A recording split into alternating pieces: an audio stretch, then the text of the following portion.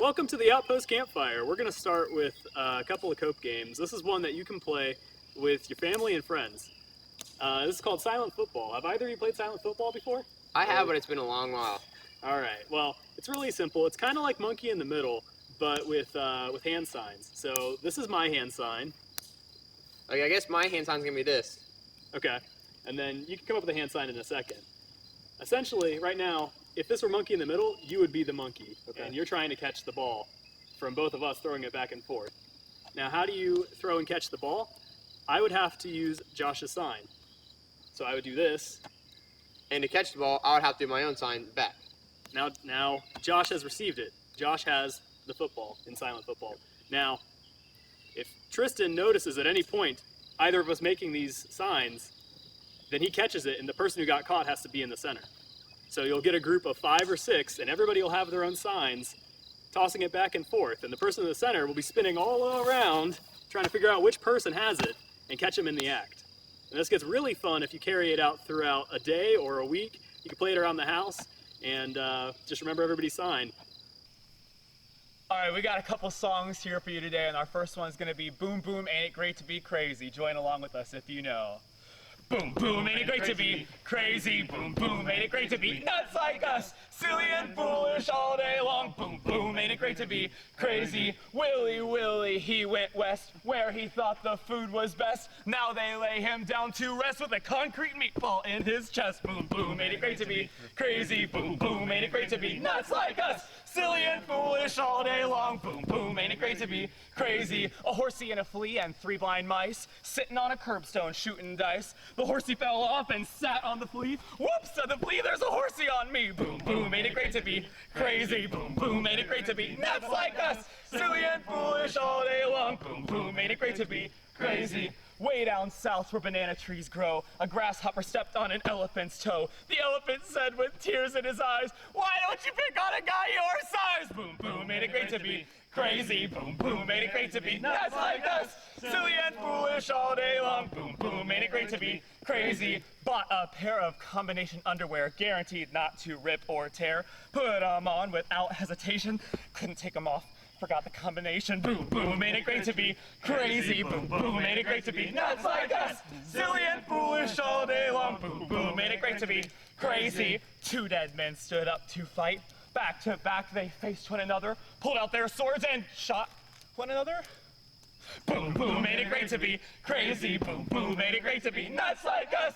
Silly and foolish all day long. Boom, boom, ain't it great to be crazy? Well done. Next up, we're going to do the song It's a Lie.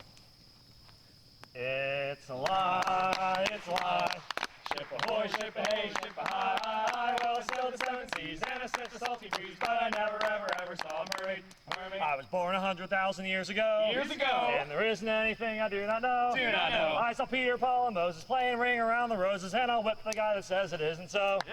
It's a lie, it's a lie. Ship ahoy, ship ahay, ship ahay. Well, I sailed the 7 seas and I sniffed the salty breeze, but I never, ever saw a mermaid. Saw Satan when he looked the garden door. I saw Adam and Eve driven from the door. I was round the corner peeking at the apple they was eating, and I'll prove that I'm the guy that ate the core. Munch. It's a lie, it's a lie.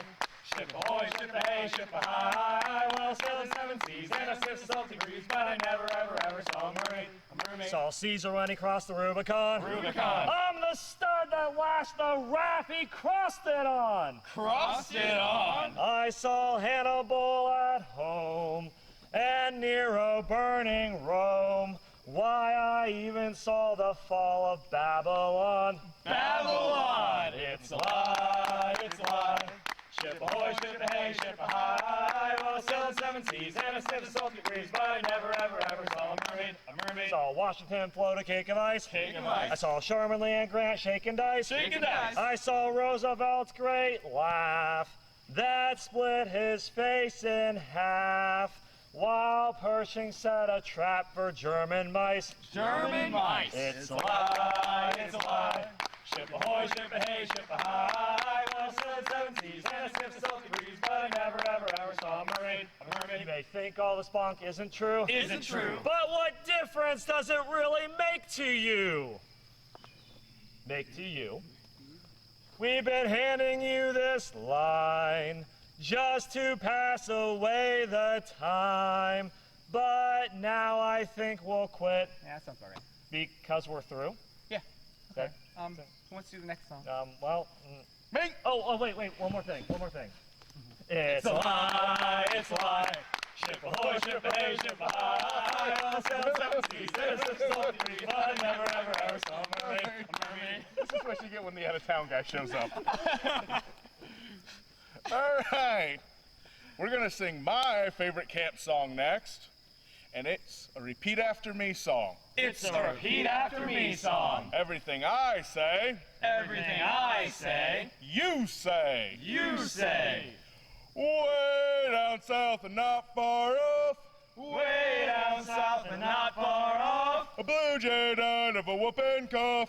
a blue jay died of a whooping cough. Hey, whoop, diddy, whoop so hard. Well, he whooped and he whooped and he whooped so hard. He whooped his head and his tail right off. Then he whooped his head and his tail right off. Second verse, same as the first, but a whole lot louder and a whole lot worse. Second verse, same as the first. A whole lot louder and a whole lot worse. Way down south and not far off, Way down south and not far off, a blue jay died of a whooping cough. a blue jay died of a whooping cough. Well, he whooped so hard. Well, he whooped and he whooped so hard. He whooped his head and his tail right off. Then he whooped his head and his tail right off. Third verse, Third verse, same as the first, same as the first, but a whole lot quieter but a whole lot quieter and a whole lot neater. and a whole lot neater. Way down south and not far off, Way down south and not far off, a blue jay died of a whooping cough. a blue jay died of a whooping cough. Well, he whooped and he whooped and he whooped so hard, Well, he whooped and he whooped and he whooped so hard. he whooped his head and tail right off. He whooped his head and tail right off. Fourth verse, same as the first, but a whole lot louder and a whole lot worse. Fourth verse, same as the first, but a whole lot louder and a whole lot worse. Way down yonder, not far off, Way down, not far off, a blue jay died of a whooping cough. a blue jay died of a whooping cough. Well, he whooped so hard. Well, he whooped and he whooped and he whooped so hard. He whooped his head and his tail right off. Then he whooped his head and his tail right off. And that's it. And that's it. All right. This next song is dear near our hearts here at High Adventure. It's called Outdoor Type. None of us really know why it was picked as our song, but it just is. Maybe it has to do with a fire, maybe it has to do with sleeping outside, but here's Outdoor Type.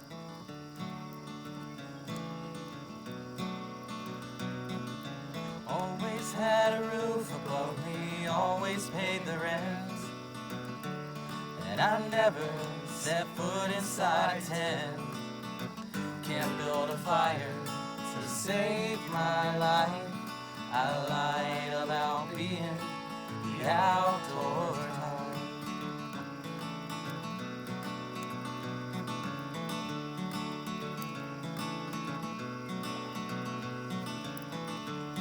I never slept out underneath the stars.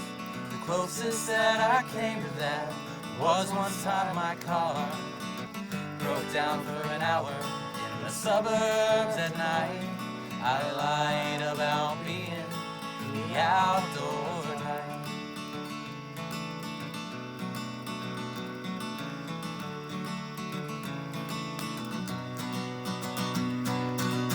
Too scared to let you know I knew what you were looking for.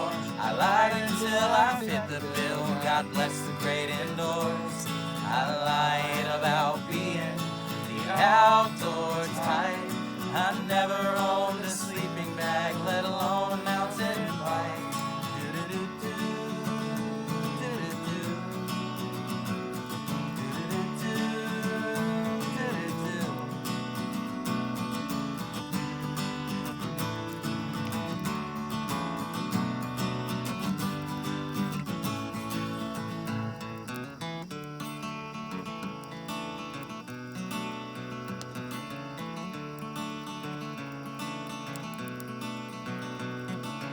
I can't go away with you on a rock climbing weekend. What if something's on TV and it's never shown again? It's just as well I'm not invited, 'cause I'm afraid of heights. I lied about being the outdoor type. I never learned to swim, I can't grow a beard or even fight. 'Cause I lied about being the outdoor type.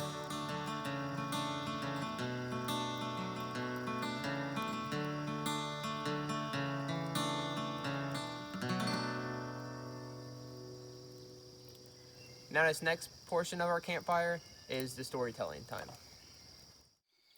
So our first story for Outpost is one of my favorite Outpost stories I've told for years on our first year camper Outpost.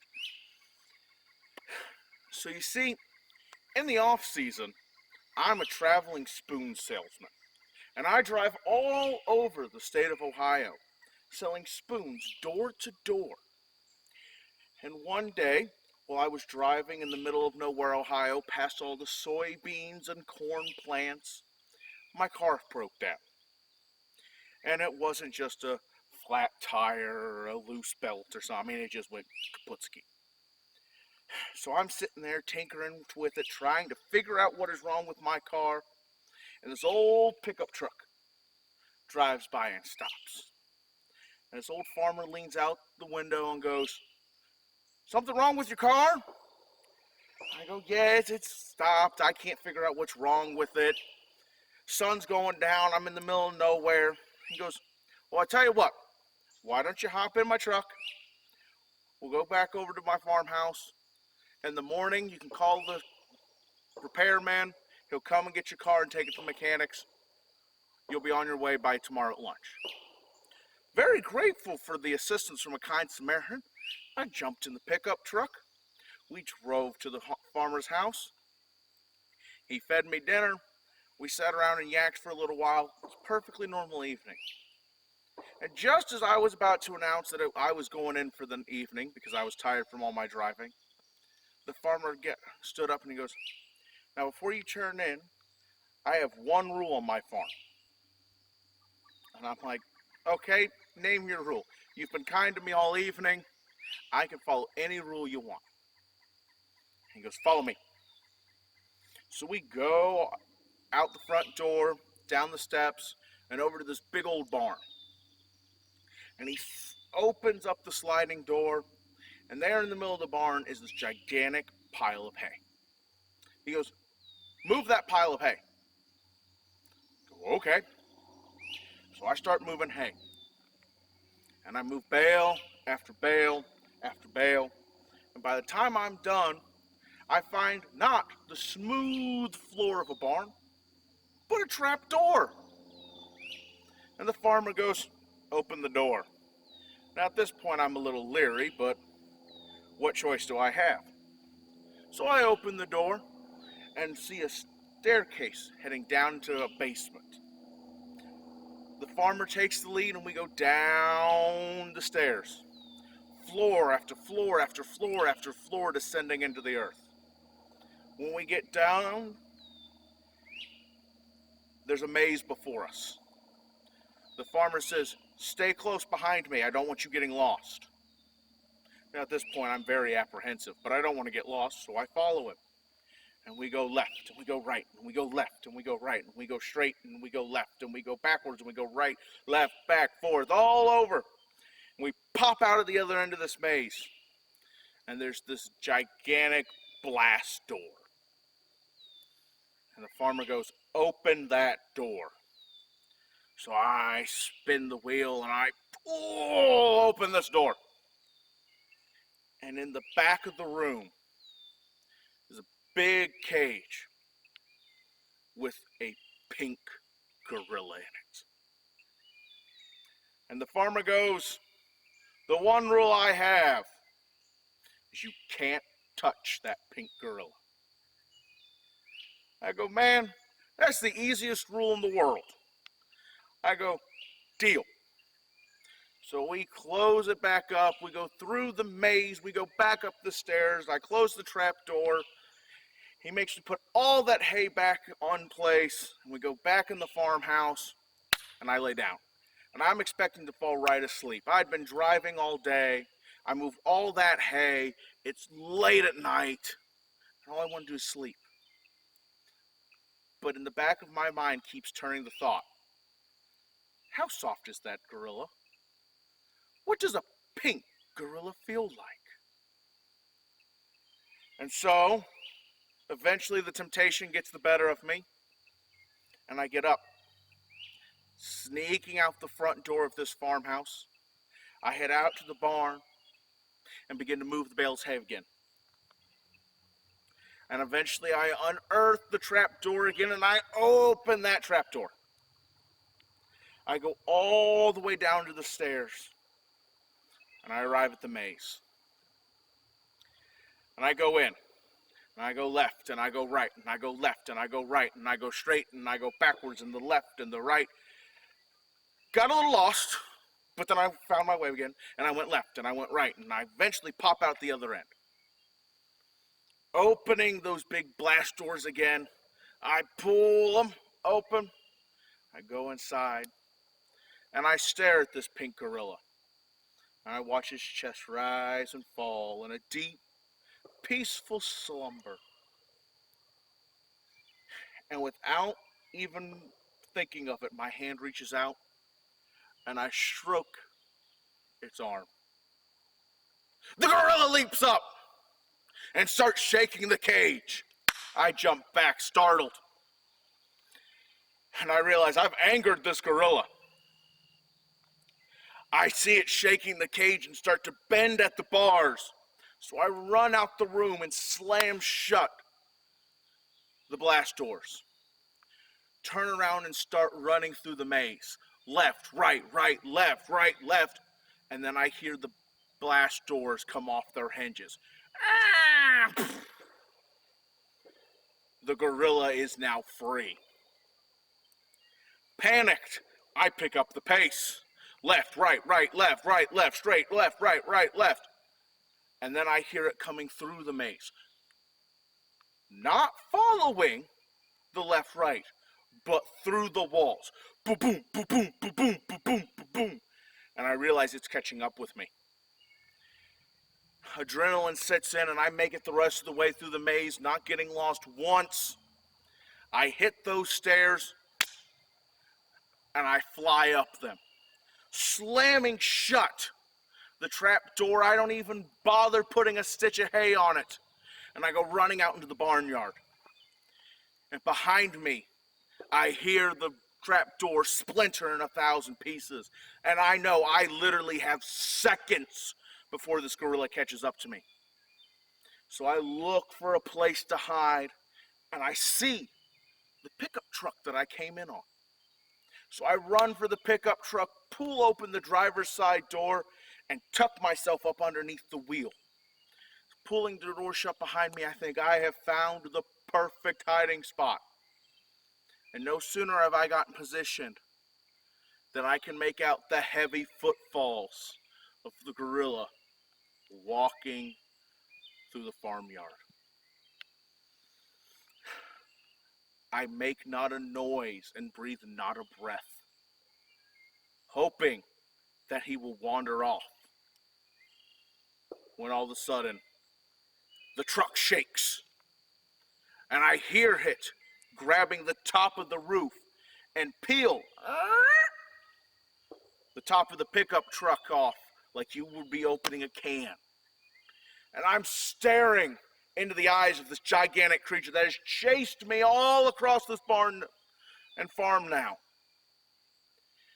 Quaking with fear as the gorilla reaches down and with a single finger goes, "Tag, you're it."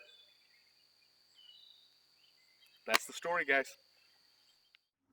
This next story is about the first fire. Way back when the animal kingdom was all just talking, it was about this time of day. Then all of a sudden it started to pour down rain. It was pouring and pouring and pouring. And all of a sudden, a single strike of lightning was seen way off yonder. on this mountain range, and you could see a tree on fire. All the animals were amazed at this. They all watched the tree burning for hours and hours until it became a stump. Then they all started talking and wanted this fire for themselves. So the lion, the king of the jungle, came around and nominated one animal to go up and get an ember from this stump. So he sent the Bengal tiger, the biggest and proudest beast of them all. So the tiger happily took off. He made his way through the forest, up a hill, over a creek, up this mountain range, and finally to the stump. He made pretty close to the stump when a smoke flared up and caught his whiskers on fire, and he jolted back. He ran back as fast as he could. His face burned, his whiskers gone. He came back to the animal kingdom with his head in shame, knowing he did not complete the task. So then the lion came back around to nominate one more animal to complete his task. So they discussed it and asked, is there anyone else that will come up and take this mantle? The roadrunner came up. He said, I'm the fastest bird of them all. I'm one of the fastest ground animals that there is. So the roadrunner took off. He made the time in half of the amount it took the Bengal tiger because he was faster. He was running and running. Made it over that hill, through the creek, back up that mountain range, and back to that same stump. When he got his feet close to the stump, his feet was charred and burned, and he dashed back. He looked at his feet, and they were completely red and blistered up from the ash. And he walked back very slowly because of his burned feet. When he approached the animal kingdom, he held his head in shame, knowing he did not complete the task. So then he came back around to find another animal that could complete this task that seemed almost impossible. Then they nominated a water animal, the tortoise. This animal started off in water and then goes to land. He's a perfect candidate. He can put the coal on his shell and make his way back. So the tortoise took off. He was the slowest of the bunch because how slow he normally is. But eventually he made it to that stump. He took a couple steps forward and ash flared up in his face and got in his eyes and he could barely see. He had to go back. With that smoke still in his eyes, he could barely make it back to the group. He barely made it back to the animal kingdom. And again, he held his head in shame, knowing he did not complete the task.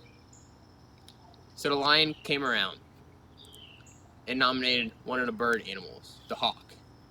He's the fastest bird in the air. So the hawk took off. It was a lot faster than all the other animals. Seemed like a split second before he was at the stump. Hovering about 100 feet above the stump, he dove down. Got about 10 feet above it, and the smoke was just too much for him, and he had to go away. With his charred feathers, he slowly returned to the animal kingdom, knowing he did not complete the task. So the lion got up. He's like, fine, I'm the king of the jungle. I will complete this task, since no one else can. The lion took off fast. About halfway through, he started to slow down and to thinking of where these other animals made their mistakes, to try to do something different than they have. So he decided to do his natural hunting instinct. So when he came up to the stump, he got down real low, real quiet, and he started to crawl towards this stump. But when he got close, his mane caught fire, and he had to jolt back. He slowly made his way back, thinking of what he can tell the animal kingdom, knowing he is a king and he did not complete the task.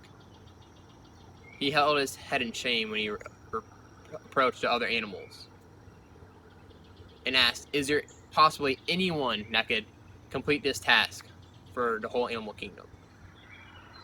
And the little water spider came up and said, I will complete the task.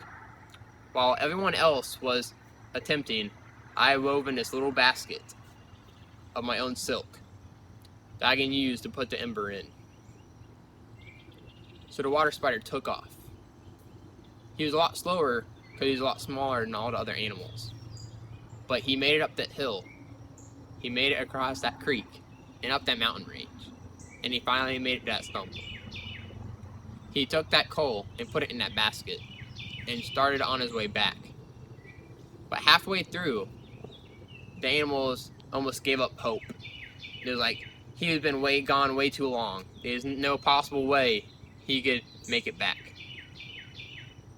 Then a couple days later, the water spider crawled in to the council, to the group of animals, and presented the coal.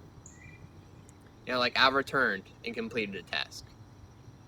The moral of the story is not how big, how fast, how strong you are, or even if you're in a position of leadership, but it's about humility and how each of us has our own task and our part to play. Thank you all for tuning in to your virtual outpost, and hope to see you all guys soon.